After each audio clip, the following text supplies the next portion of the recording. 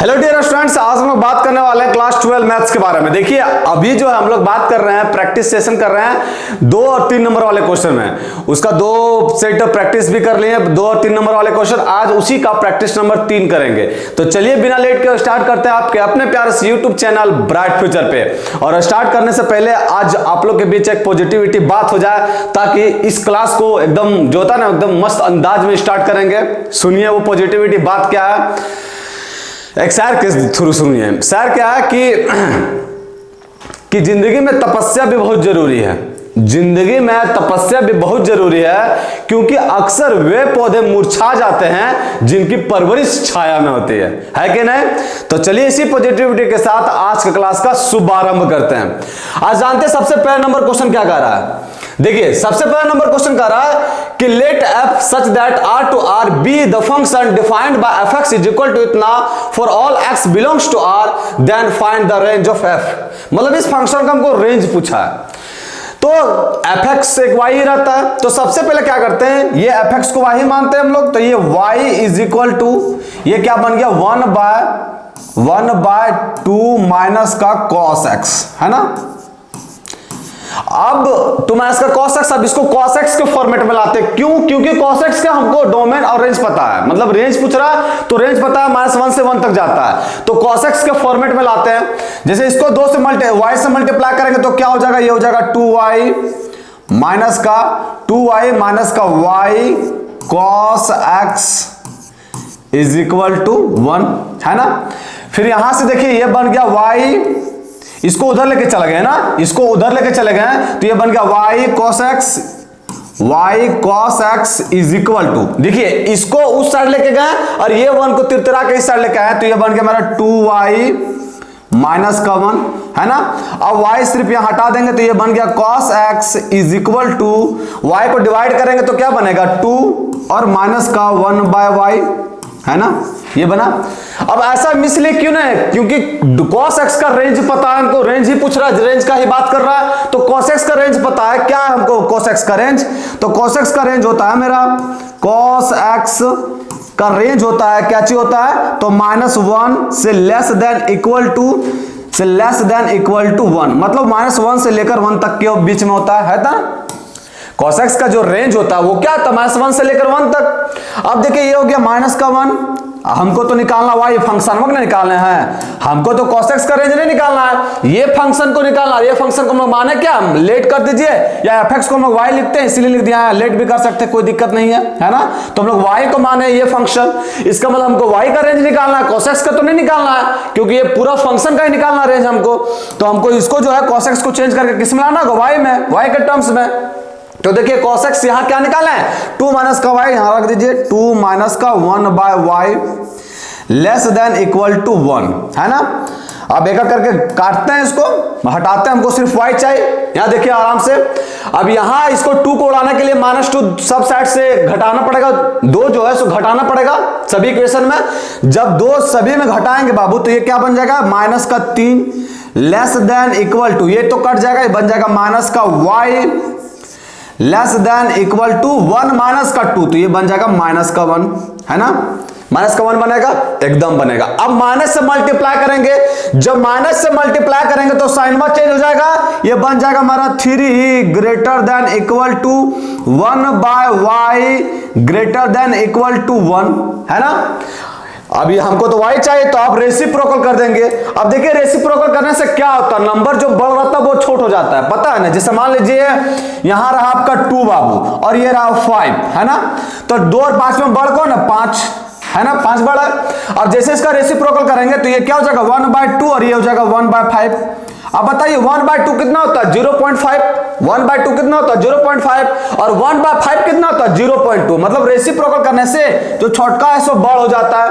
उसी तरह यहां देखिए रेसिप्रोकल करेंगे तो साइन चेंज हो जाएगा, मतलब ये बन जाएगा 1/3 less than equal to y और लेस देन इक्वल टू 1/3, है ना, साइन चेंज हो जाएगा।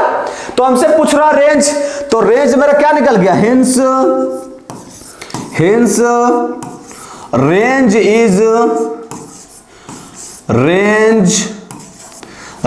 इज तो रेंज बन गया मेरा 1/3 से लेकर 3 तक। 1/3 से लेकर 1 तक, है ना। ये हो गया मेरा रेंज। रेंज ही पूछा है 1/3, सॉरी यहां आपका रेसिप्रोकल कर रहे हैं तो 1 का रेसिप्रोकल 1 ही होगा ना, 1/3 है, 1 होगा यहां, है ना, 1 होगा। तो रेंज मेरा क्या निकल गया 1/3 से लेकर 1 तक। कितना आसान तो देखिए हमको, देखिए क्वेश्चन आप लोग को पहले समझना कि कहना क्या चाह रहा क्वेश्चन। अगर ये समझ गए ना तो आप तो रूट के थ्रू तुरंत ही पहुंच जाइएगा रूट के पास, समझे। पहले आपको होता है ना कि पता चलना चाहिए कि क्वेश्चन में कह रहा क्या, क्वेश्चन में क्या कर रहा है, हमको रेंज फाइंड करने के लिए कह रहा है। अब यहाँ cos है ट्रिगोनोमेट्रिक फंक्शन, तो हम लोग को उसका तो पता रेंज, cos का पूछेगा तो तुरंत बता देंगे -1 से 1 तक। लेकिन दिक्कत ये है कि हमसे सिर्फ cos का नहीं पूछा है, पूछा 1/2 का cos, तो हम उसको सबसे पहले क्या मान लिए, y का फंक्शन मान लिए और इसी फंक्शन के कन्वर्ट कर दिए सिर्फ cos के टर्म्स में, क्योंकि यहाँ ट्रिगोनोमेट्रिक फंक्शन यूज किया हुआ cos, तो cos बराबर ये लेता है। ऐसा इसलिए लाए क्योंकि हमको cos का रेंज पता है क्या होता है -1 से 1 तक। अब यहां इसको हटा के y लेता है और y लाए तो क्या है रेंज, तो y लाए तो रेंज आया मेरा क्या चाहिए, y लाए तो रेंज आया मेरा 1/3 से लेकर 1 तक। सिंपल सा था क्वेश्चन, कोई दिक्कत यहां तक, एकदम दिक्कत नहीं होना चाहिए। चलिए जब ये क्वेश्चन में कोई दिक्कत नहीं है तो मूव करते हैं हम फटाफट नेक्स्ट क्वेश्चन में आते हैं, क्वेश्चन नंबर 2 में। क्वेश्चन नंबर 2 क्या कर रहा है कि if it is defines a relation of n such that x + y is equal to 10 xy belongs कर रहा नेचुरल नंबर में, then determine the relation is reflexive, symmetric and transitive. अब हमको ये पूछ रहा है जो रिलेशन दिया हुआ ये डिफाइंड है किसमें, नेचुरल नंबर में, और हमसे कंडीशन दे दिया कि x + y जो सो 10 के इक्वल। तो सबसे पहले रिलेशन लिख ही लेते हैं हम लोग क्या क्या हो सकता है। तो रिलेशन लिखते हैं। अब रिलेशन क्या होगा बताइए, दो नेचुरल नंबर का समेशन कितना आना चाहिए 10, क्योंकि एक्स वाई दोनों बिलोंग्स करा किसमें, नेचुरल नंबर में। तो हो सकता है आपका 1 और 9 हो, है ना, तो ये 10 आएगा, दोनों का समेशन 10 हो गया।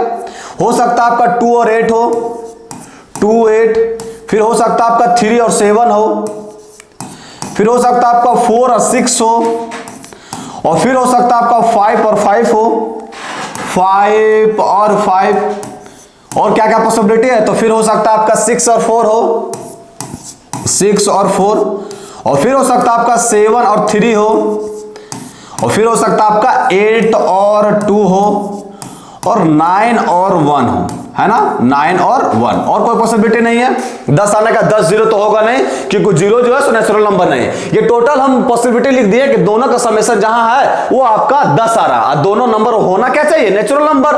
तो ये रिलेशन। अब इसमें हम लोग फाइंड करते हैं कि रिफ्लेक्सिव है, सिमेट्रिक है या ट्रांजिटिव है।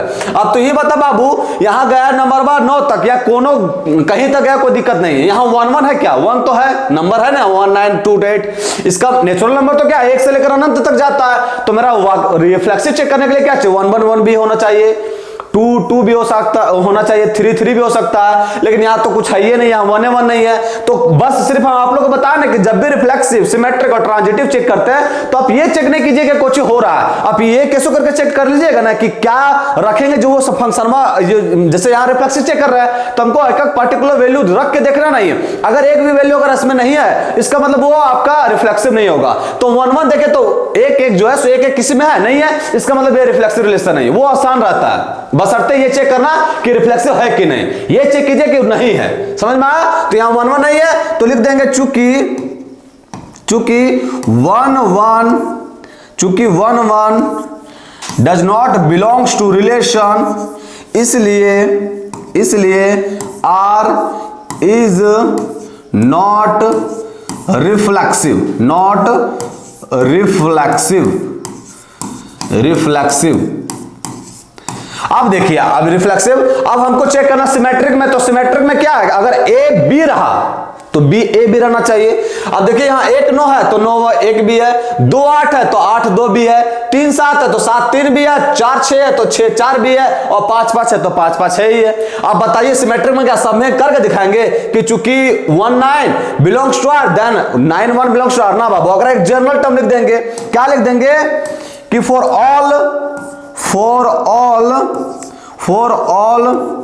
ए b belongs to R, then BA also belongs to R। इसलिए या चुकी डाल दीजिए, इसलिए R असिमेट्रिक रिलेशन, सिमेट्रिक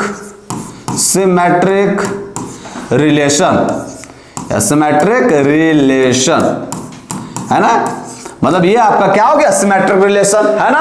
अब आते हम लोग ट्रांजिटिविटी में देखते हैं, ट्रांजिटिव रिलेशन है ना। तो ट्रांजिटिव रिलेशन क्या कहता है, तो ट्रांजिटिव रिलेशन कहता है अगर ए बी है और बी सी है, तो अगर ए सी रहा तो वो ट्रांजिटिव रिलेशन हो गया। तो देखिए 1 9 है, वो 1 9 है, 1 9 है और 9 1 है, तो 1 1 रहना चाहिए, नहीं है, इसका मतलब ये भी क्या है, ट्रांजिटिव रिलेशन नहीं है। तो यहां क्या लिखेंगे, चूंकि 1 9 belongs to R and 9 1 also belongs to R, but 1 1 does not belongs to R, इसलिए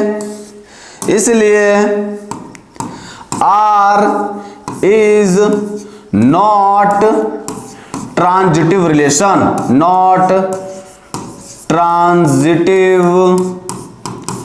ट्रांजिटिव रिलेशन है ना, रिलेशन।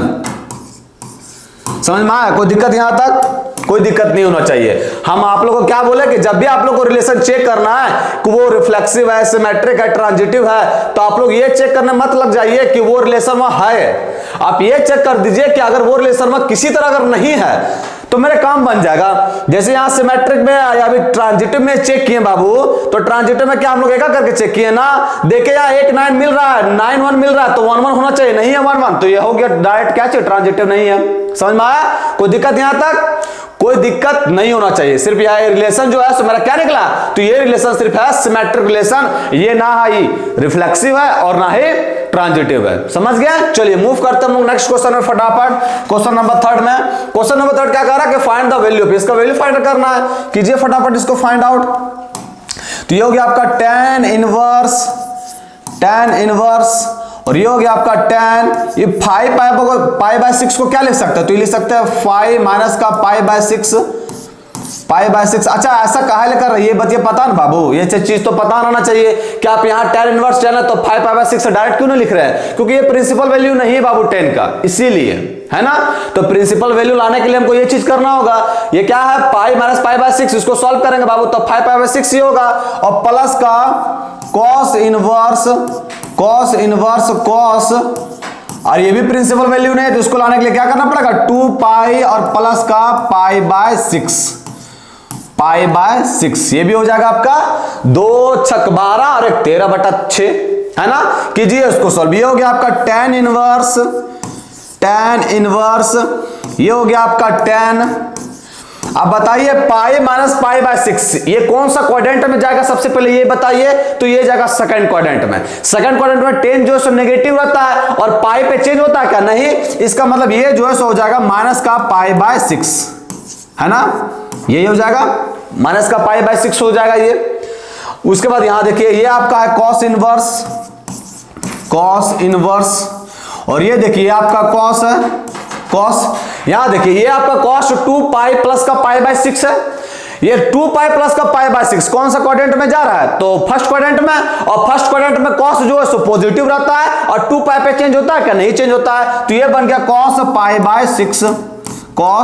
बाय 6। अब ये बन गया मेरा tan इनवर्स tan माइनस का x, ये माइनस बाहर आ जाता है, तो ये बन गया माइनस का tan इनवर्स और ये बन गया आपका tan पाई बाय 6 और ये बन गया प्लस का, ये आपका देखिए cos इनवर्स cos, ये बन गया पाई बाय 6, तो ये लिख दिए पाई बाय 6 है ना। cos इनवर्स से cos कैंसिल, तो पाई बाय 6 और पाई बाय 6 जो है सो cos का प्रिंसिपल वैल्यू है, और यहां देखिए tan इनवर्स से tan, तो ये बन गया माइनस का पाई बाय 6 और ये बन गया प्लस का पाई बाय 6, तो आंसर मेरा क्या आ गया 0। देखिए कितना आसान था, सो समझ में आया, कोई दिक्कत यहां तक, कोई दिक्कत नहीं होना चाहिए। चलिए मूव करते हैं फटाफट क्वेश्चन नंबर 4 में। है ना। देखिए क्वेश्चन क्या कह रहा है कि ए इतना दिया हुआ, बी इतना दिया हुआ, तो फाइंड करना मैट्रिक्स सी इस प्रकार कि 3a प्लस का 5b प्लस का 2c जो है एक नल मैट्रिक्स है ना, एक नल मैट्रिक्स है। अब देखिए यहां जो सी है वो मैट्रिक्स कैसे मानेगा, सो देखिए यहां बात, यहां तीनों ऐड हो रहा है और यहां ऑर्डर की है 2/2 का ऑर्डर है, मतलब जो यहां सी होगा ना वो पक्का 2/2 ऑर्डर का ही होगा। क्यों होगा 2/2 ऑर्डर का, क्योंकि 2/2 ऑर्डर का होगा तभी ये एडिशन पॉसिबल है। ऑर्डर अगर सेम रहा तभी हम लोग ऐड कर सकते हैं मैट्रिक्स में, ये पता होगा बात। अगर ऑर्डर डिफरेंट रहा तो हम मैट्रिक्स को ना ऐड ना सब्ट्रैक्ट कर सकते हैं, है ना। तो ऑर्डर सेम करने के लिए सी का भी ऑर्डर क्या होगा 2/2 का। तो यहां मान लेते इधर किनारे या इधर ऊपर मान लीजिए, क्या मान लीजिए कि लेट सी बराबर ए बी सी और डी। अब बस ये हमको निकालना है, ए बी सी डी का मान निकालना। लिखिए यहां फटाफट, यहां क्या लिखा हुआ है 3 है, तो 3 से मल्टीप्लाई कीजिए, मैट्रिक्स सेम है तो 3 से मल्टीप्लाई करेंगे तो 3 एकम 3, 3 पच्चे 15 और 3 सती 21 हो गया और 3 को 36 हो गया ये, है ना। फिर प्लस का क्या बोला है 5b, 5 से मल्टीप्लाई कीजिए, 5 से जब मल्टीप्लाई करेंगे तो क्या हो जाएगा 45, फिर ये क्या बनेगा 5 और ये फिर बनेगा 35 और ये इसको कनेक्ट करेंगे तो कितना होगा 40। और प्लस का क्या लिखा हुआ है 2c, मतलब 2 से मल्टीप्लाई करना है तो 2 से मल्टीप्लाई करेंगे तो क्या होगा 2a 2c 2b और 2d ये होगा। अच्छा ये इक्वल है किसके बाबू लोग, ये किसके इक्वल है, तो ये इक्वल है नल मैट्रिक्स के। अच्छा नल मैट्रिक्स का ऑर्डर की लेंगे तो 2/2 का लेंगे, है ना, क्योंकि ये इक्वल दिखा रहा है, इसका मतलब कि इसका जितना ऑर्डरवा है उसका उतना ऑर्डर रहेगा तभी ये इक्वल हो सकता है। कुछ नहीं कीजिए, ऐड कीजिए और उसके इक्वल रखिए फटाफट ऐड कीजिए। अब करस्पॉन्डिंग एलिमेंट ऐड होता है, मतलब a11 के ऐड होगा a11 के साथ, है ना। तो 3 और 45 क्या हो जाएगा 48, तो यहां लिख दिया 48 और प्लस का ये 48 और प्लस का 2 है तो लिख दिया 48 प्लस का 2 है। उसी तरह यहां देखिए 15 और 5 कितना हो गया 20, तो लिख दिए 20 और प्लस का 2b। यहां देखिए 21 और 35 कितना हो गया 35, 5 और 1 6 और 3 और 2 5 56 हो गया, 5 और 1 6 3 2 5 और प्लस का 2c, तो प्लस का 2c कर दिए। इसको ऐड कीजिए 40 और 30 70 और 6 76 प्लस का 2d। ये किसके इक्वल हो गया, तो ये इक्वल हो गया 0 0 0 0 के। अब क्या करना, पार्टिकुलर करस्पॉन्डिंग एलिमेंट इक्वल होता है, मतलब a11 के स्थान पे ये 0 के इक्वल होगा।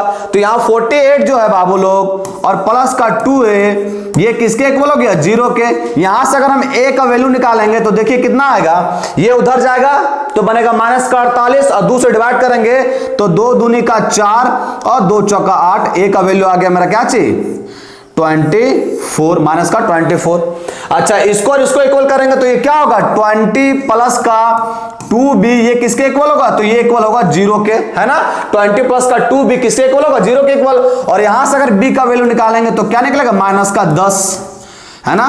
तो b का वैल्यू निकल गया माइनस का 10। अच्छा जी अब c का वैल्यू निकालेंगे तो यहां क्या होगा 56 प्लस का 2c ये किसके इक्वल है 0 के इक्वल। यहां अगर c का वैल्यू निकालेंगे तो क्या निकलेगा 2 दूनी का 4 8 दूनी का 16 माइनस का 28, है ना। माइनस का 28 निकलेगा, ये उधर जाएगा तो 56 हो जाएगा, 2 दूनी का 4 8 दूनी का 16। उसी तरह यहां से अगर इसको इक्वल करेंगे बाबू लोग तो 76 और प्लस का 2d जो है सो ये 0 के इक्वल हो जाएगा। और यहां से अगर आपसे पूछे d का वैल्यू क्या निकलेगा तो 3 6 और ये हो गया 8 दूनी का 16 माइनस का 38, है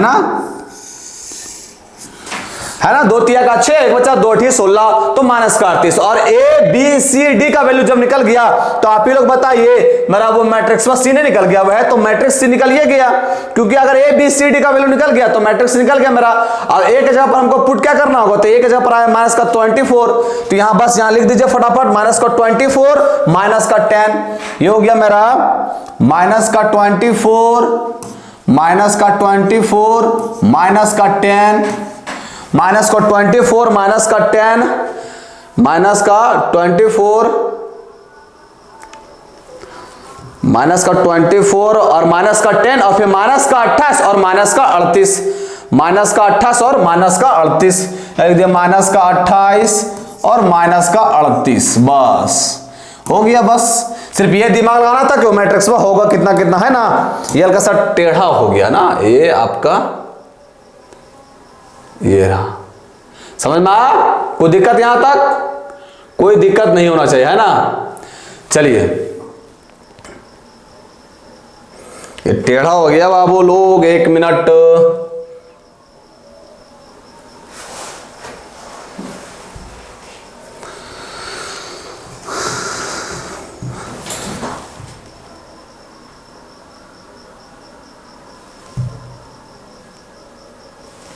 चलो, कोई दिक्कत नहीं ना, हल्का टेढ़ा हो गया, कोई दिक्कत नहीं है। चलिए मूव करते हैं हम लोग इसी के साथ नेक्स्ट क्वेश्चन में, है ना।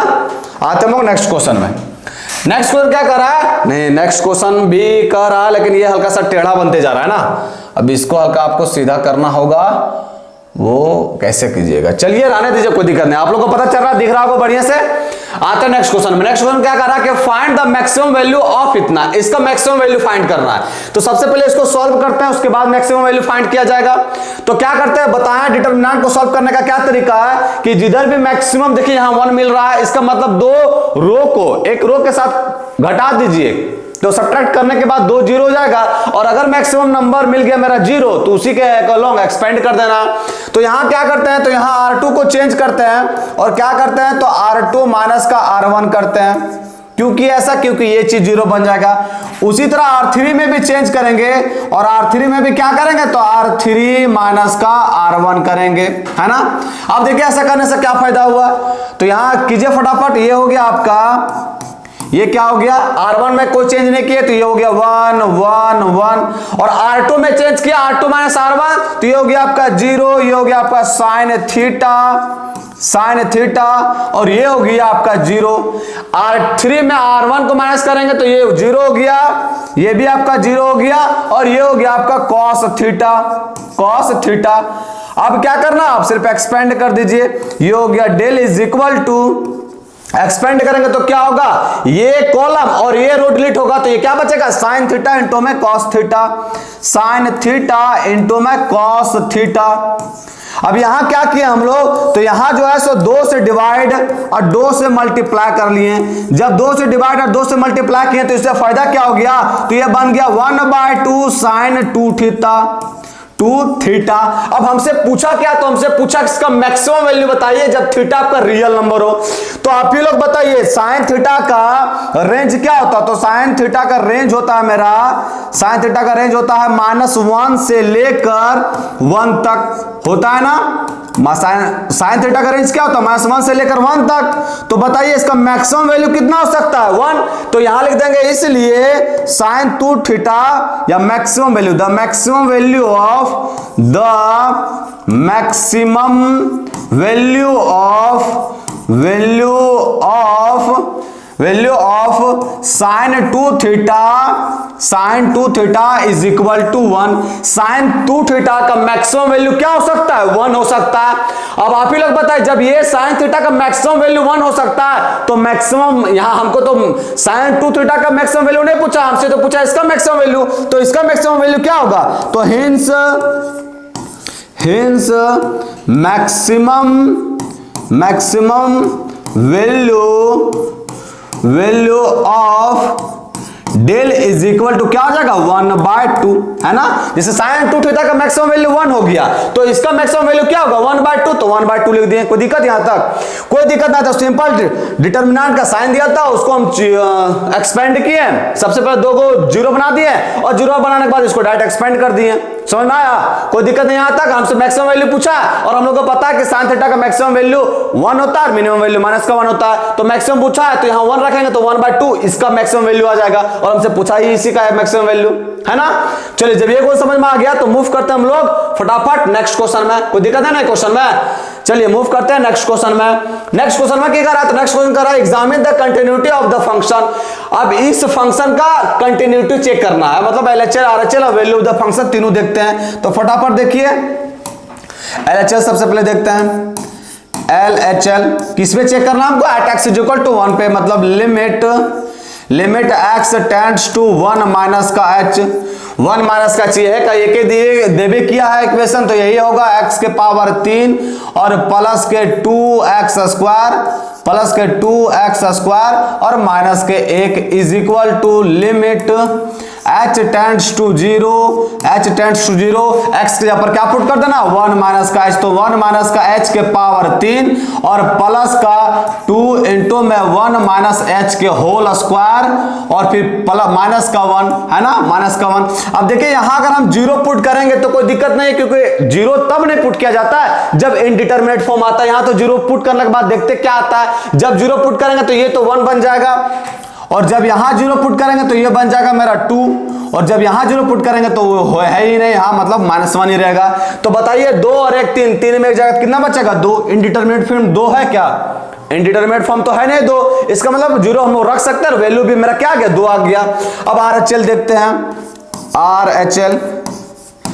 RHL में क्या होगा, limit x tends to 1 plus h, equation तो वही लिखाएगा x के पावर 3 प्लस का 2x स्क्वायर और माइनस का 1 is equal to limit h tends to 0, ये क्या हो जाएगा, ये हो जाएगा 1 प्लस h के पावर 3 प्लस का 2 इंटू में 1 प्लस h का होल स्क्वायर और माइनस का 1, ये होगा माइनस का 1 कर दीजिए। यहां भी 0 पुट करेंगे तो देखिए 0 पुट करने से क्या होगा, ये हो गया 1 और प्लस का 2 और ये माइनस का 1, यहां भी क्या गया 2 और 2 भी इंडिटरमिनेट फॉर्म नहीं है, मतलब 0 पुट कर सकते कोई दिक्कत नहीं है। अब क्या निकालना, वैल्यू ऑफ द फंक्शन, तो f0 निकालना नहीं 1 निकालना, 1 पर चेक कर रहे हैं ना, तो f1 निकालना, 1 पर चेक कर रहे हैं तो 1 रखिए इस फंक्शन में, तो ये बन जाएगा 1 प्लस का 2 और माइनस का 1, तो यहां भी क्या आएगा 2, इसका मतलब अब अंग्रेजी भांज रहा है क्योंकि LHL RHL और वैल्यू ऑफ द फंक्शन तीनों इक्वल आ रहा है, तो अंग्रेजी की भांजेंगे, तो भांजेंगे चूंकि LHL is equal to RHL is equal to value of the function, इसलिए fx is continuous at x is equal to 1 पर ये फंक्शन जो है सो क्या है मेरा कंटिन्यूअस है। कितना आसान, तो देखिए कोई दिक्कत यहां तक एकदम दिक्कत नहीं होना चाहिए, कुछ नहीं किया, LHL RHL निकाले, वैल्यू ऑफ द फंक्शन निकाले, तीनों को ला गया, हल्का अंग्रेजी भाग दिया, LHL RHL value of the function तीनों इक्वल है, तो fx जो है आपका कंटिन्यूअस है किस पे, x इज इक्वल टू 1 पे, हमसे पूछा भी वही है ना। चलिए मूव करते हैं फटाफट हम लोग किसमें, नेक्स्ट क्वेश्चन में आते हैं। नेक्स्ट क्वेश्चन क्या कह रहा है कि find all points of discontinuity of the function ft is equal to इतना where t is equal to इतना। अब इसमें हमको क्या फाइंड करना है कि all the discontinuity point find करना है कि कौन कौन सा पॉइंट जो है सो इस फंक्शन में डिसकंटिन्यूअस होगा। तो क्या करते हैं, तो यहां क्या लिखा हुआ है ft दिया हुआ है, तो ft ये दिया हुआ है ना, और t का वैल्यू हमको दिया है, t का वैल्यू क्या दिया 1 बाय x माइनस का 1, पुट कीजिए यहां t के जगह पर यहां पुट करेंगे तो क्या होगा, तो ये हो जाएगा 1 बाय x माइनस 1 का होल स्क्वायर, 1 बाय यहां t में पुट कर रहे हैं तो ये क्या बन जाएगा x माइनस 1 का होल स्क्वायर, यहां देखिए प्लस का t लिखा हुआ है तो 1 बाय x माइनस का 1 और फिर क्या लिखा हुआ माइनस का 2 है ना। एलसीएम लेंगे इसको, तो एलसीएम लेंगे तो x माइनस 1 का होल स्क्वायर ऊपर चला जाएगा क्योंकि एलसीएम वही आएगा, तो यहां आ गया आपका x माइनस 1 का होल स्क्वायर, x माइनस 1 का होल स्क्वायर और डिवाइड बाय, डाइट करते रहे बाबू समझिएगा इस बात को, यहां एलसीएम लेंगे तो इसका डिनोमिनेटर में तो वही आएगा x माइनस 1 का होल स्क्वायर और इसको ऊपर कर दिया डाइट, तो x माइनस 1 का होल स्क्वायर ऊपर आ गया।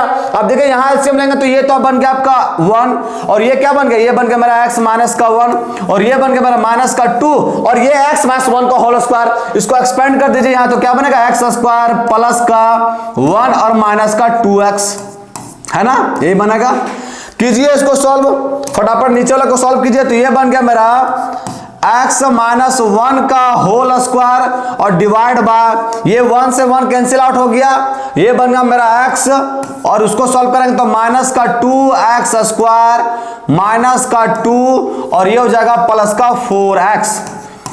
का 4x है ना। इसको और अच्छी तरीके से सजाइए, x है जोड़िए इसको, ये बन गया मेरा x माइनस 1 का होल स्क्वायर, x माइनस 1 का होल स्क्वायर और नीचे वाला क्या बना, तो नीचे वाला बन गया देखिए नीचे वाला क्या बना माइनस का 2x स्क्वायर माइनस का 2x स्क्वायर और फिर बन गया प्लस का 5x और माइनस का 2 है ना, ऐड कर दिए 4x प्लस का 5x हो गया, माइनस का 2x स्क्वायर और माइनस का 2 हो गया। अब उसको ये बन गया क्वाड्रेटिक इक्वेशन, फैक्टराइजेशन कीजिए तो ये बन गया मेरा x माइनस 1 का होल स्क्वायर और ये क्या बना x माइनस 1 का होल स्क्वायर और डिवाइड बाय ये क्या बना, तो देखिए यहां आपका माइनस का 2x स्क्वायर है।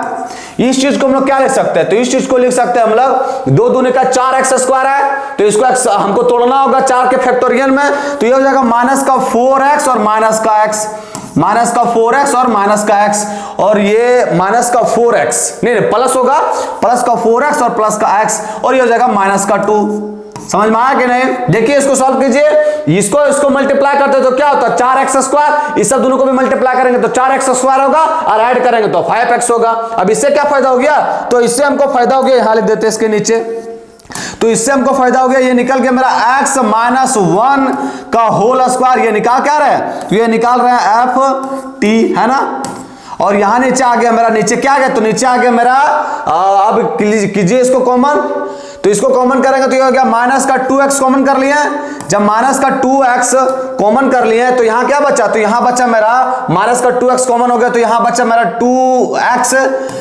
बचा और ये माइनस का 2 है ना, तभी ना हो गया माइनस का 2x स्क्वायर और माइनस माइनस प्लस का 4x, और यहां क्या कॉमन कर लिए, तो प्लस का 1 कॉमन कर लिए, तो ये बन गया मेरा x माइनस का 2। इसको और बढ़िया तरीका से लिख दीजिए, तो ये बन गया मेरा x माइनस 1 का होल स्क्वायर और डिवाइड बाय x माइनस का 2 और ये बन गया मेरा 1 माइनस का 2x। अब हमको पूछा क्या चाहिए, तो हम लोग अभी सॉल्व किए, जो क्वेश्चन दिया था उसी के अकॉर्डिंग सॉल्व किए, इसमें कुछ रत्ती भर का चेंज नहीं किए। अब हमसे पूछा क्या चाहिए कि ये function discontinue, all the points of discontinuity, कहने का मतलब है कि कौन कौन से पॉइंट पर ये फंक्शन जो है सर डिसकंटिन्यूअस होगा, ये पूछा है। तो सबसे पहले देखिए बाबू लोग, जो आपका ft है, ये ft ये आपको नॉट डिफाइंड होगा, इज नॉट डिफाइंड एट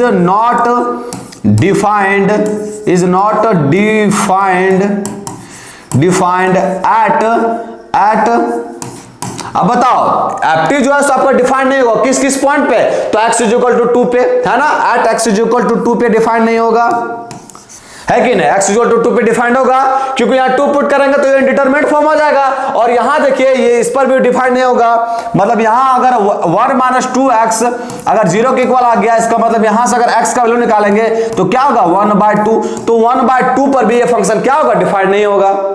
हमसे पूछा क्या, तो हमसे पूछा कि जब डिसकंटिन्यूटी फंक्शन, इसका मतलब इस फंक्शन पे ये फंक्शन में डिफाइंड नहीं हो रहा है, तो पॉइंट जो ऑल पॉइंट्स ऑफ डिसकंटिन्यूटी निकला वो क्या निकला, यही पॉइंट में निकला, x इज इक्वल टू 1/2 और x इज इक्वल टू 1, तो यहां क्या लिख देंगे कि x इज इक्वल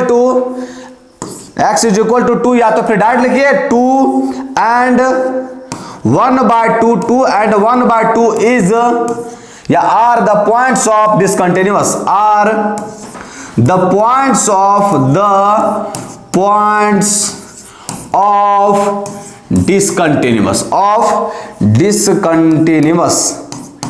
डिसकंटिन्यूअस। समझ में आया, कोई दिक्कत यहां तक, कोई दिक्कत नहीं ना। हमसे क्या पूछा कि फंक्शन जो है सो डिसकंटिन्यूअस होगा, तो कौन कौन सा पॉइंटों पर डिसकंटिन्यूअस होगा वही पूछ रहा हमसे। तो हम लोग जो क्वेश्चन में दिया था उसके अकॉर्डिंग रत्ती भर का चेंज नहीं किया, डायरेक्ट जो क्वेश्चन दिया था वो क्वेश्चन में लेते आए। अब क्वेश्चन में जो लेते आया तो मेरा ये फाइनली जो रिजल्ट आया, सो रिजल्ट क्या आ गया, तो मेरा रिजल्ट जो आया सो ये आ गया मेरा ft is equal to x minus 1 का whole square divide by x minus 2 और 1 माइनस का 2x। अब बताओ ये सब दोनों डिनोमिनेटरों में अगर 0 रहा तो ये चीज तो फंक्शन डिसकंटिन्यूअस हो जाएगा, ये 0 रहने के लिए x का वैल्यू 2 नहीं होना चाहिए, तो x का वैल्यू 2 है, मेरा डिसकंटिन्यूअस पॉइंट आ गया। और दूसरा का ये 0 रहने के लिए x का वैल्यू 1/2 नहीं रहना चाहिए, अगर x का वैल्यू 1/2 रहा तो ये 0 हो जाएगा, और ये 0 होगा तो इंडिटरमिनेट फॉर्म बनेगा, इंडिटरमिनेट फॉर्म बनना नहीं है, क्योंकि बनेगा तो वो प्रॉब्लम कर देगा, है ना। तो ये फंक्शन मेरा क्या है, डिसकंटिन्यूअस किस किस पॉइंट पे, 2 और 1/2 पे। हमसे पूछा भी वही है, तो मेरे पॉइंट क्या निकल गया, 2 और 1/2, है ना। हमसे क्या पूछा कि find all points of discontinuous, है ना। Find all the points of discontinuity of the function, इतना इस फंक्शन पे हमको x का वैल्यू निकालना है जिस पे ये पॉइंट जो है सो डिसकंटिन्यूअस हो जाएगा ये फंक्शन। तो निकालिए x का वैल्यू 2 और 1/2 रखिएगा तो ये फंक्शन आपका क्या हो जाएगा, डिसकंटिन्यूअस। समझ में आ गया। चलिए मूव करते हैं नेक्स्ट क्वेश्चन में फटाफट। नेक्स्ट क्वेश्चन में क्या कह रहा है कि find the smallest value of polynomial function, इसका स्मॉलेस्ट वैल्यू निकालना है। तो सबसे पहले निकालते हैं हम लोग x extreme value. Extreme value कैसे निकालते हैं, तो fx फंक्शन में क्या दिया, तो fx दिया हुआ फंक्शन में ये, तो f डैश x निकालते हैं सबसे पहले और उसको 0 के इक्वल पुट करते हैं। तो ये निकल के हमारा 3x² माइनस का 18 दूनी का 36x और प्लस का 9, यही करते हैं। और फिर क्या करते हैं, f डैश x को हम लोग 0 के इक्वल पुट करते हैं, है ना, 0 के इक्वल। यहां से 3 कॉमन कर ले रहे हैं, इसी से 3 जब कॉमन करेंगे तो क्या बनेगा, x² माइनस का 12 तिया का 36 और 3 तिया का 9 इज इक्वल टू 0। अब ये चीज हुआ तो कभी 0 हो नहीं सकता, मतलब यही चीज 0 होगा। अब ये चीज 0 होने के लिए x², ये हो गया 12, ये 3 हो जाएगा, तो 3 इसको डिफरेंस में काटिए इसको, तो ये आपका है x² माइनस का 12x, है ना। देखिए यहाँ 3 तिया का 9x² और 18 दूनी का 36x और प्लस का 96, यहाँ 9 लिख दिया है, यहाँ 96 है बचवा लोग, है ना, 96। तो यहां भी 96 होगा, यहां भी आपका क्या होगा 96, तो यहां लिखिए 96 इज इक्वल टू आपका 0 होगा। और 3 जब कॉमन किए हैं तो 3 कॉमन किए तो क्या होगा, तो 3 जब कॉमन किए तो 3 तिया का 9, 3 दूनी के 6, ये 32 होगा, है ना। तो ये 3 तो कभी 0 हो नहीं सकता, इसको सॉल्व कर रहे ये चीज आपका 0 होगा, तो हो गया 32x²। इसको तोड़िए तो किसमें टूटेगा, या 32x², 16 दूनी का 32, है ना, 16 दूनी का 32, तो 16 दूनी का 32 तोड़ेंगे तो फिर दिक्कत हो जाएगा, क्योंकि 16 दूनी का 32 तोड़ेंगे तो नहीं, अब तो हमको 12 भी करना है, तो 16 दूनी का 32 नहीं टूटेगा, तो 8 चौको 32 तोड़िए ना बाबू, तो ये हो गया x² माइनस का 8x और माइनस का 4x। काले दिमाग खराब कर रहे हैं मेरे, ये हो गया प्लस का 32 इज इक्वल टू 0, है ना, ये हो गया ना। तो ये बन गया आपका x कॉमन किए तो ये बन गया x माइनस का 8 और ये माइनस का 4 कॉमन कर लिए तो ये क्या बन गया x माइनस का 8 इज इक्वल टू क्या हो गया 0 माइनस का 4x प्लस का 32। यहां से x का वैल्यू मेरा आ गया 4 और हो गया 8, है ना, x का वैल्यू आ गया 4 और x का वैल्यू आ गया 8। अब देखिए x का वैल्यू 4 8 आया और यहां मेरा क्या दिया हुआ 0 और 9, कुछ नहीं कर रहा, हमको क्या निकालना है स्मॉलेस्ट वैल्यू। ये चारों वैल्यू पुट करके देख लीजिए, जो वैल्यू पुट करके देखिएगा, ये 0 पुट करना है, फिर 4 पुट करना, फिर 8 पुट करना, फिर 9 पुट करना, ये वैल्यू पुट करना पर जो वैल्यू 0 सबसे कम आएगा वही आपका क्या हो जाएगा स्मॉलेस्ट वैल्यू।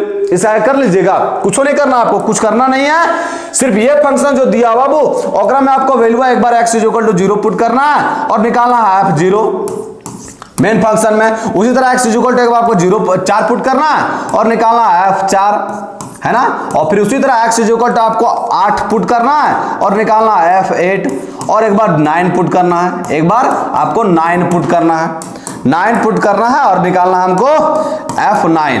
अब ईसा में जो वैल्यू सबसे छोटा आ गया बचवा लोग, वही आपका सबसे छोटा वैल्यू हो जाएगा, इतना नहीं कर सकते हैं, कर सकते हैं। तो ये चीज वो आप लोग करके लाइएगा, देखिएगा सबसे छोटा वैल्यू जो आई थिंक 0 आता है ना, तो एट x = 0 पर ये वैल्यू जो है सो सबसे कम आता है। तो सबसे लिस्ट वैल्यू पूछा है, सबसे क्या बोला कि the smallest value of the polynomial function, इस पॉलिनोमियल फंक्शन का सबसे स्मॉलेस्ट वैल्यू पूछा है, तो स्मॉलेस्ट वैल्यू पूछा है तो क्या होगा 0, देखिएगा पुट करके आएगा ही 0, समझ में आ गया।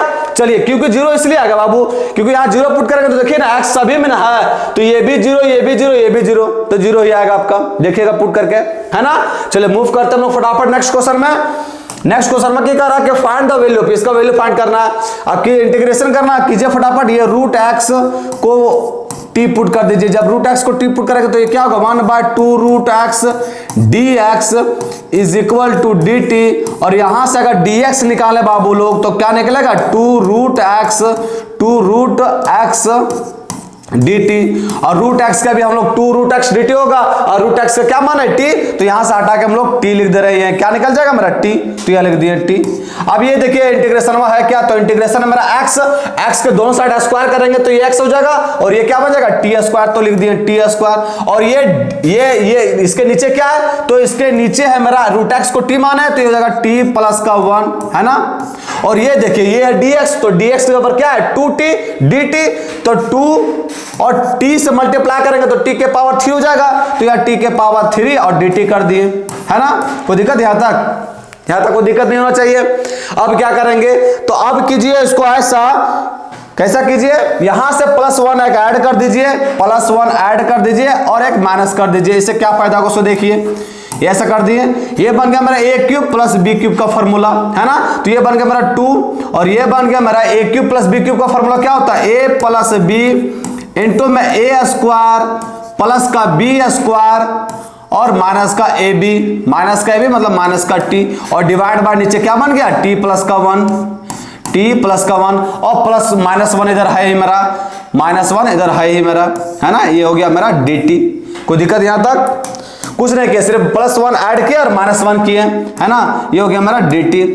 और फिर क्या करें, तो आप कुछ नहीं कीजिए, अब इसको पार्टी अलग अलग कीजिए इसको। ये हो गया मेरा 2, अलग अलग करने मतलब इसको इसके साथ रखिए और एक बार इसको इसके साथ रखिए, तो ये कैंसिल आउट हो जाएगा। तो ये बन गया मेरा t² प्लस का 1 और माइनस का t और ये बन गया मेरा -1/t + का 1 dt। अब नहीं कर लीजिएगा इंटीग्रेशन, कीजिए फटाफट इंटीग्रेशन इसका। तो इंटीग्रेशन करेंगे तो क्या बनेगा 2, ये बनेगा मेरा t के पावर 3/3 फिर प्लस का 1 और माइनस का t के पावर 2, माइनस का 1 है, माइनस का t बनेगा, माइनस का t प्लस का t और माइनस का t के पावर 2/2, है ना। और ये बचेगा -1/t का क्या होता है log t, तो log t + 1 और प्लस का c, यही ना बनेगा, यही बन गया मेरा t के पावर 3 t हो गया t² 2 और ये हो गया log t। अब t के जगह पर पुट क्या करना है, √x कि पुट कीजिए इसको, तो ये बन गया √x पुट करेंगे तो ये हो गया 2, यहाँ √x पुट करेंगे तो √x x का पावर 1/2 पुट करना है, तो ये क्या हो जाएगा x के पावर 3/2 और डिवाइड बाय 3 प्लस का x के पावर 1/2, यहाँ √x लिख देते हैं √x और ये हो गया माइनस का x/2 और ये हो गया माइनस का log rt के जगह पर पुट करना √x प्लस का 1 और प्लस का c, बस हो गया मेरा आंसर। कितना आसान था, सो देखिए समझ में आया, कोई दिक्कत यहां तक, कोई दिक्कत नहीं होना चाहिए। बस √x को हम लोग क्या पुट किए हैं t और t पुट किए फिर वापस x में कन्वर्ट कर दिए और उससे फायदा हो गया, बन गया इंटीग्रेशन तुरंत। समझ में आया, चलिए मूव करते हैं हम लोग फटाफट नेक्स्ट क्वेश्चन में।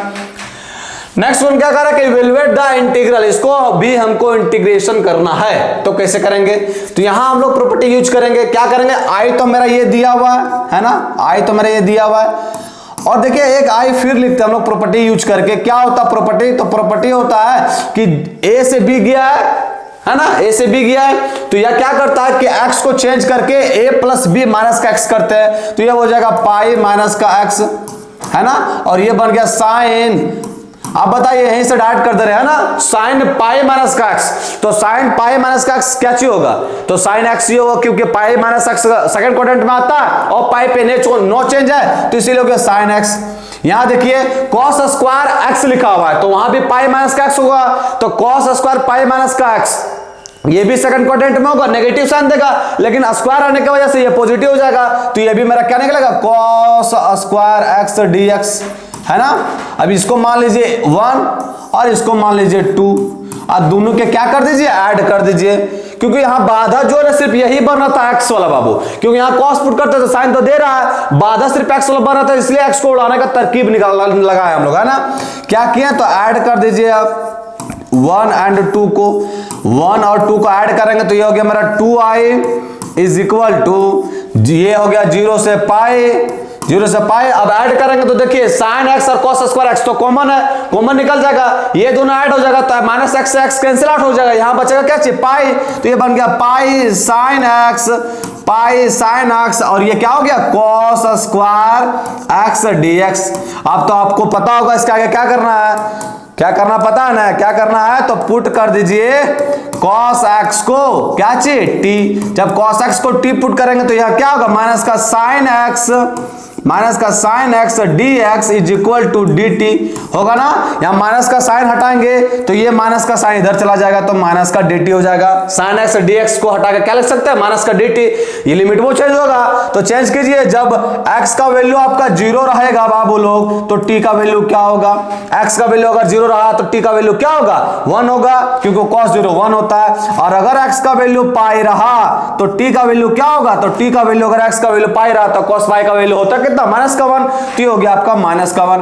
मतलब मेरा इंटीग्रेशन का सूरत कैसा बन गया, तो ये बन गया 2i इज इक्वल टू, ये बन गया मेरा कहां से कहां तक जाएगा, लिमिट 1 से लेकर -1 तक। तो 1 से लेकर -1 तक ये पाई का पाई ही रहेगा, पाई का पाई रहेगा। और ये sin x और dx को हटा के क्या लिख सकते हैं, माइनस का dt, तो माइनस यहां लिख दे रहे हैं। और ये हो गया आपका dt, और cos x को क्या पुट के t स्क्वायर, तो ये हो गया t स्क्वायर dt। इसको इंटीग्रेशन नहीं कर लाता है, ये हो गया आपका माइनस का पाई, माइनस का पाई, और ये इसका इंटीग्रेशन करेंगे t स्क्वायर का, तो क्या होगा t के पावर 3/3। और ये लिमिटवा गया कहां से कहां तक है, तो 1 से लेकर -1 तक। पुट कीजिए बाबू, पुट करना है, ये हो गया 2i is equal to minus का π/3, माइनस का π/3, और इसको पुट कीजिए, -1 पुट करेंगे तो माइनस का 1, फिर माइनस, और ये हो जाएगा 1, और इसको करेंगे गुना, तो ये क्या हो जाएगा, ये हो जाएगा 2i is equal to minus का -2 हो जाएगा, ये तो हो जाएगा प्लस का π/3, और यहां माइनस का 2 होगा ना, तो माइनस माइनस प्लस हो जाएगा, ये 2 से 2 कैंसिल आउट हो गया, तो i का वैल्यू क्या आ गया, π/3। तो इंटीग्रेशन मेरा क्या आ गया, π/3। कोई दिक्कत नहीं होगा, क्योंकि समझाए हैं बहुत बढ़िया से। कोई दिक्कत है यहाँ तक, कुछ नहीं किया है, सिर्फ हम लोग वैल्यू पुट। देखिए हमको जो दिक्कत करेगा ना, जिसने होता है कि अगर पेरुआ में सप्पा काट देता है ना, तो पेरुआ का काट दिया जाता है, नहीं काटिएगा ना तो उड़ जाएगा ऊपर। उसी तरह हमको दिक्कत क्या कर रहा है, यहाँ एक्स दिक्कत कर रहा है, तो एक्स को उड़ाने का हम लोग तरकीब निकाले। क्या निकाले, फॉर्मूला हम लोग पता होगा इसका। फॉर्मेशन क्या होता है कि a प्लस बी माइनस का एक्स करते हैं, तो a प्लस बी माइनस का एक्स किए, ये भी इसमें भी किए, सभी में करना पड़ता है। इससे क्या फायदा हो गया, तो ये माइनस में कन्वर्ट हो गया, माइनस में कन्वर्ट होने के साथ दोनों का ऐड करेंगे तो ये रिमूव हो जाएगा। जब ये रिमूव हो गया तो उसके बाद तो हम लोग को पता है कि इसको पुट करेंगे, ये मिलना है हमको। समझ में आया, कोई दिक्कत, चलिए कोई दिक्कत नहीं होना चाहिए। मूव करते हैं हम नेक्स्ट क्वेश्चन में। क्वेश्चन नंबर क्या कर रहा है, तो क्वेश्चन कह रहा है कि find the area of the region bounded by the curve y is equal to x cube, y is equal to x plus का 6 and x is equal to 0। फटाफट इसका पहले कर्व ड्रॉ कीजिए। कर्व ड्रॉ करेंगे तो बस question मेरा answer बन जाएगा। y is equal to x cube क्या है बाबू, तो ये बनता है y is equal to x cube, ऐसे है ना। ये क्या बन गया, तो ये बन गया मेरा y is equal to x cube, y is equal to x cube. फिर क्या बोला, तो बोला y is equal to x plus का 6। अब देखिए y is equal to x plus का 6 बोला, अगर x 0 रखेंगे बाबू तो y क्या होगा, तो y 6 निकलेगा मेरा, है ना, y मेरा 6 निकलेगा। यहां मान लेते हैं 6 लिए। और अगर हम x देखिए y अगर x 0 माने तो y मेरा 6 आया, अगर y को 0 मानेगा तो x मेरा क्या होगा, माइनस का 6, तो माइनस का 6 यहां लिख दिए। मतलब मेरा लाइनिया जो है ये ऐसे जा रहा है ना, लाइनिया जो है ऐसे जा रहा है, ऐसे ही जा रहा है, लाइन मेरा ऐसे ही जा रहा है, ये ऐसे जा रहा है। और ये लाइन क्या है, लाइन का इक्वेशन है मेरा y is equal to x plus का 6, ये लाइन जा रहा है। अब क्या करना है, हमको एरिया निकालना है।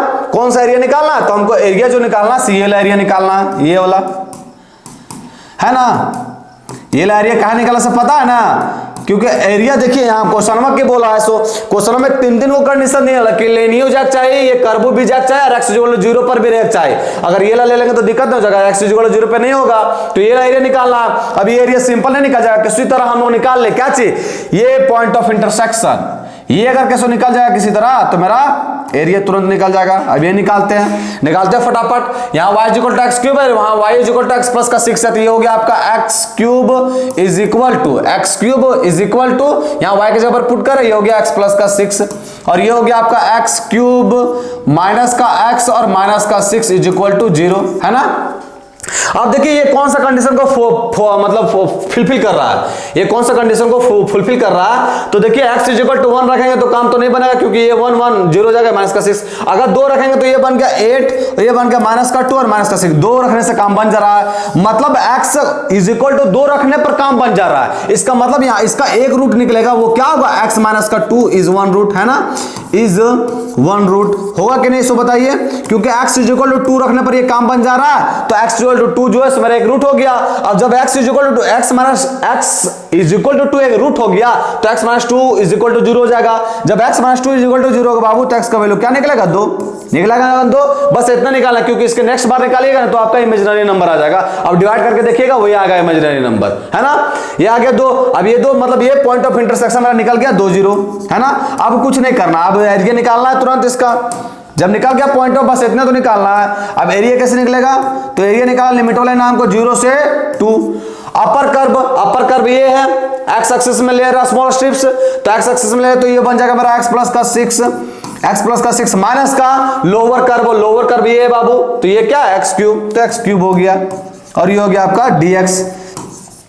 अब क्या करना है, इसको इंटीग्रेट करके वैल्यू पुट करना है, इंटीग्रेट कीजिए और वैल्यू पुट कीजिए। इंटीग्रेट करेंगे तो ये हो जाएगा 0 से 2, 0 से इंटीग्रेट कीजिए इसको, ये हो गया आपका x के पावर है 2/2 और प्लस का 6x और माइनस का x के पावर है 4/4। लिमिटवा कहां से कहां तक गया, तो लिमिटवा गया है 0 से लेकर 2 तक। वैल्यू पुट कीजिए बाबू लोग, वैल्यू पुट करेंगे तो क्या होगा, 0 से लेकर 2 ही तक गया।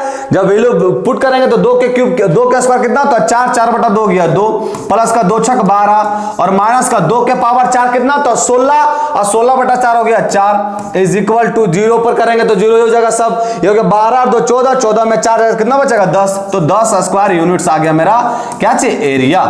समझ में आया, कोई दिक्कत यहां तक, कोई दिक्कत नहीं होना चाहिए, समझ में आया ना। बस इसमें क्या होता है, area of the boundary region में यदि आप कर्व बना लिए ना तो आपका ऑलमोस्ट आंसर बन गया, समझ गए हैं। चलिए फटाफट मूव करता हूं नेक्स्ट क्वेश्चन में। नेक्स्ट क्वेश्चन में क्या कर रहा है कि सॉल्व द डिफरेंशियल इक्वेशन, इसको सॉल्व करना है। तो ये हो गया मेरा dy/dx इज इक्वल टू, ये बन गया 1 प्लस का x और ये y स्क्वायर अगर कॉमन लेते हैं बाबू तो y स्क्वायर कॉमन लेंगे तो क्या बनेगा, तो ये बनेगा 1 और प्लस का x। अब इस सब दोनों में से 1 प्लस एक्स कॉमन कर लीजिए तो ये बन गया 1 प्लस एक्स, यहां क्या बचा, तो यहां बचा मेरा 1 और यहां बचा प्लस का y स्क्वायर। अब क्या कीजिए, यहां dy/dx है तो यहां dy y का टर्म को इधर लेते हैं तो ये बन गया 1 प्लस का y square is equal to, ये आपका हो गया 1 प्लस एक्स और dx को उस साइड भेज दीजिए तो ये हो गया आपका dx, है ना, dx हो गया। अब दोनों साइड क्या कर देना, इंटीग्रेशन 1/1 प्लस एक्स स्क्वायर क्या होता है tan इनवर्स x, तो ये tan इनवर्स y हो गया और इसका इंटीग्रेशन क्या हो जाएगा, तो इसका इंटीग्रेशन हो जाएगा वो x और प्लस का x स्क्वायर बाय 2 और प्लस का c होगा।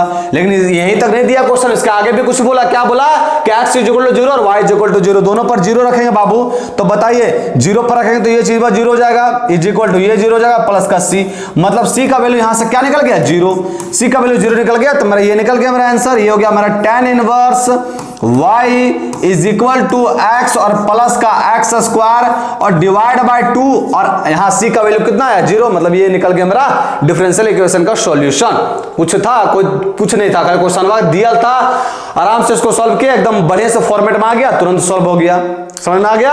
चलिए मूव करता हूं फटाफट नेक्स्ट क्वेश्चन में। नेक्स्ट क्वेश्चन में क्या कर रहा है कि a दिया हुआ है, b दिया हुआ है और फाइंड करना है vector c such that a cross c b है और a डॉट c 3 के इक्वल है। अब देखिए यहां क्या लिखा हुआ है, c हमको फाइंड करना है, तो यहां सबसे पहले आप लोगों को क्या मान लेना, तो सबसे पहले मान लेना कि वेक्टर c जो है सो आपका है xi कैप प्लस का yj कैप और प्लस का zk कैप, ये चीज मानना पहले, है ना।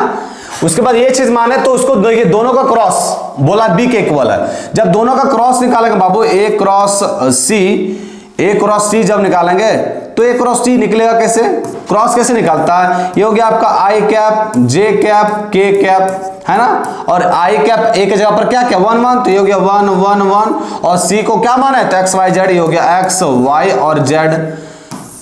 y और z। अब इसको सॉल्व करेंगे बाबू तो i कैप ये क्या होगा, तो ये कॉलम और ये रो डिलीट तो z माइनस का y, है ना, z माइनस का y, तो ये हो गया आपका z माइनस का y। फिर माइनस का j कैप करेंगे तो ये कॉलम और ये रो डिलीट, ये हो गया z माइनस का x, तो ये हो गया मेरा z माइनस का x और प्लस का k कैप करेंगे तो ये कॉलम और ये रो डिलीट, तो ये हो गया y माइनस का x, तो ये हो गया आपका y माइनस का x, है ना। अब ये जो है बाबू ये चीज हुआ vector a cross vector c जो है सो आपका किसके इक्वल है, वेक्टर b के। अब देखिए वेक्टर a क्रॉस c मेरा ये आया, मतलब इसका जो आपका वेक्टर b क्या दिया हुआ है, तो वेक्टर b दिया हुआ है मेरा j कैप माइनस का i कैप, तो इसका करस्पॉन्डिंग चीज इक्वल होता है, मतलब इसका i कैप इसके i कैप के इक्वल होगा जो उसका कोफिशिएंट में है। अब देखिए इसका i कैप करेंगे बाबू, इसके i कैप के कोफिशिएंट में क्या z माइनस का y, लेकिन इसके i कैप का कोफिशिएंट क्या 0, मतलब वो z माइनस y जो है बच्चों लोग वो किसके इक्वल है 0 के इक्वल, है ना। है नहीं, कैसे हो रहा समझ में आ रहा है ना आप लोग को। उसी तरह देखिए यहाँ इसका जे कैप करेंगे तो जे कैप जो है सो यहाँ जे कैप कर रहे हैं प्लस का जे कैप, तो यहाँ एक्स माइनस का जेड है तो ये एक्स माइनस का जेड लिखे, और बी का अगर जे कैप करेंगे तो क्या है 1, तो ये आपका 1 के इक्वल है। कोई दिक्कत यहां तक। इसी तरह यहां देखिए के कैप यहाँ क्या लिखा हुआ y माइनस का एक्स, तो ये लिख दिया y माइनस का एक्स, ये किसके इक्वल है y माइनस का एक्स, इसका के कैप देखिए, इसका के कैप क्या है माइनस का 1, तो ये हो गया माइनस का 1 है ना, तो ये निकल गया। दूसरा का इक्वेशन क्या दिया, तो दूसरा का दिया है कि दोनों का डॉट प्रोडक्ट कीजिएगा तो 3 के इक्वल होगा, वेक्टर ए और डॉट वेक्टर सी कीजिएगा तो ये 3 के इक्वल होगा। अब बताइए ए क्या क्या है मेरा, तो ए मेरा है आई कैप प्लस का जे कैप प्लस का के कैप, इसको एक्स आई कैप से मल्टीप्लाई करेंगे, डॉट प्रोडक्ट निकालेंगे तो क्या निकलेगा एक्स प्लस का वाई प्लस का जेड इज इक्वल टू 3 है ना। अब इस सब तीनों इक्वेशन और चारों इक्वेशन को सॉल्व करके हमको निकालना किसका एक्स वाई जेड का मान, जब एक्स वाई जेड का मान निकालना तो सी में पुट करेंगे तो सी का वेक्टर निकल जाएगा। करते हैं सॉल्व, इसको क्या करते हैं, तो ये इसको इक्वेशन मान लेते हैं 1 है ना, क्योंकि दो इक्वेशन 3 इक्वेशन और 3 वेरिएबल इनफ है ना, इसको इक्वेशन 1 और इसको 2 माने। अब इसको माने तो क्या करते हैं, तो क्या कीजिए आप इक्वेशन 1 में से इक्वेशन 2 को घटा दीजिए। अगर ऐसा करेंगे तो क्या होगा, तो ये हो जाएगा 2x, ये x 2x हो जाएगा तो ये हो गया 2x, ये हो गया आपका माइनस का z, ये हो गया माइनस का y इज इक्वल टू, ये हो गया 1 और ये हो गया प्लस का 2, और इसको मान लीजिए आप इक्वेशन 3 है ना, इक्वेशन 3, और ये इक्वेशन क्या मान लीजिए 4, इक्वेशन 4। अब देखिए सब दोनों का ऐड कर देंगे बाबू लोग, तो ये सब दोनों के जब ऐड करेंगे इक्वेशन 2 इक्वेशन 3 और इसको ऐड कर दें किसके साथ, इक्वेशन 4 के साथ, तो देखिए इक्वेशन 3 और 4 को ऐड करेंगे तो क्या क्या होगा, सो देखिए इक्वेशन 3 और 4 को ऐड करेंगे तो y से y कैंसिल, z से z कैंसिल, और ये हो जाएगा आपका 2 और एक 3x किसके इक्वल हो जाएगा, ये हो जाएगा 3 और प्लस 2 5, मतलब यहां से x का वैल्यू क्या निकल जाएगा 5/3। जब x का वैल्यू निकल गया तो सभी का वैल्यू निकल गया। देखिए यहां अगर z का वैल्यू निकालना चाहें तो क्या निकलेगा, तो निकलेगा x माइनस का, देखिए यहां z इज इक्वल टू क्या निकलेगा, तो z इज इक्वल टू निकलेगा x माइनस का 1, x का वैल्यू क्या 5/3 और माइनस का 1 करेंगे तो क्या होगा 2/3 होगा ना, 2/3। अब वहां आप देखिए जब y का मान निकालते हैं तो y का यहाँ देखिए या यहाँ देखिए y का मान, अगर z का मान निकल गया तो z बराबर y है यहाँ, तो यहाँ y का भी मान क्या निकल गया 2/3। बाबू जब यहाँ x y z का वैल्यू निकल गया तो नहीं निकल गया वेक्टर c, हमको वेक्टर c निकालना, वेक्टर c क्या माना x i कैप, तो x के यहाँ पर क्या 5/3 सभी में 3 है तो 1/3 कॉमन कर लिए, ये हो गया 5i कैप प्लस का वाई जे कैप, तो वाई जे कैप 2j कैप और प्लस का जेड के कैप, जेड क्या मेरा 2 तो 2k कैप निकल गया मेरा वेक्टर सी। देखिए कोई दिक्कत यहां तक, कोई दिक्कत नहीं होना चाहिए, समझ में आया ना। चलिए जब ये कौन समझ में आ गया तो फटाफट मूव करते हम लोग किसमें, नेक्स्ट क्वेश्चन में आते हम लोग, नेक्स्ट क्वेश्चन में है ना। नेक्स्ट क्वेश्चन क्या करा, तो नेक्स्ट क्वेश्चन करा कि find the equation of the plane through the points 2 1 0 3 minus का 2 एंड 3 1 7। इसका हमको क्या निकालना, प्लेन का इक्वेशन। आप देखिए ये जो पॉइंट में उससे देख के आप लोग को बहुत दिमाग खराब हो रहा होगा ना, क्योंकि आप लोग को अगर पता होगा फॉर्मूला तो तुरंत बना लीजिएगा, और नहीं पता है तो दिक्कत हो जाएगा। तो क्या करते हैं, तो हम लोग को एक फॉर्मूला पता है क्या चाहिए, और जब भी 3 पॉइंट दिया हो और उस प्लेन का इक्वेशन निकालने के लिए बोले तो हम लोग सिंपल से निकालते हैं, क्या निकालते हैं, इक्वेशन ऑफ प्लेन।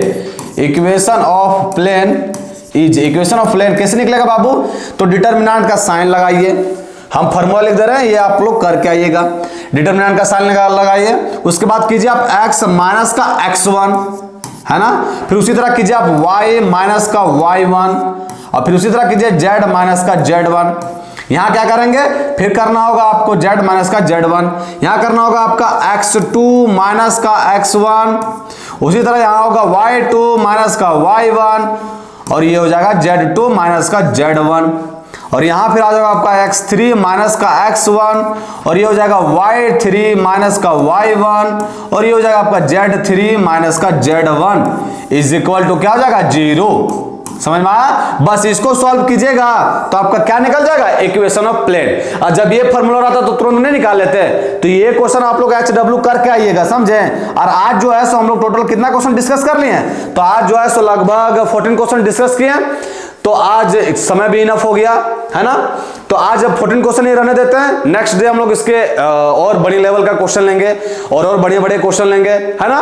तो आज जो है सो लगभग 14 क्वेश्चन डिस्कस किए, जो HW है वो आप लोग से मतलब क्या बोलते हैं, हम्बली रिक्वेस्ट है कि आप इसको जरूर करके आइएगा, कमेंट सेक्शन में भी कमेंट कीजिएगा। तो आज के लिए इतना है, फिर मिलते हैं कल। जय हिंद बच्चों।